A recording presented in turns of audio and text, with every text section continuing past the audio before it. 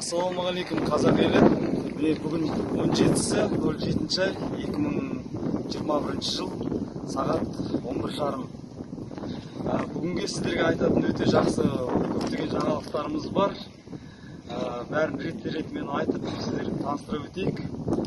Құрмет бауырымыздың бастаған батысқа деген көмек бастамасымен Аллаға шүкір. Бүгінде өздеріңіз жаңалықтардан да барын әлеуметтік желілерде көрген кете алмай тұрған 10 вагонымыз, оны да кетіп қалды. Жерде жатқан шөбіміздің бәрін тиедік. Алла бұйырса, бүгінгі таңда 21 вагон батысқа жіберілді. Енді міне 10 вагондай шөпті тағы да тиеп жатырмыз.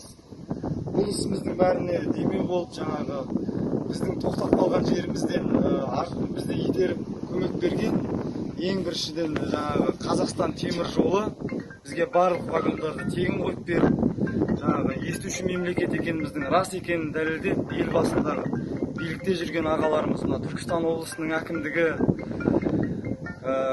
осы жақтағы Сарыағаш ауданының әкімдігі, барлығымыз бір жеңнен қол, бір жағадан бас шығарғандай болып, мемлекет пен халық бірігіп, осындай үлкен істі, кішкентай ғана құрмет бауырымыздың кішкентай ғана бастаған ісін үлкен мемлекеттік деңгейде барша қазақ еліне үлгі болатындай, сондай бір керемет қылып, ары қарай жаңа деңгейге шығарып жіберді. Осы ағаларымыздың арқасы ол.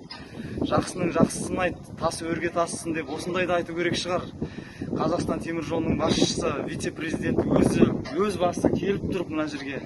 Түркістан облысының әкімінің орынбасары келіп, ағамыз, көптеген ағаларымыз бүгін шешілмей тұрған мәселелеріміздің барлығын шешіп, үлкен демеу болды.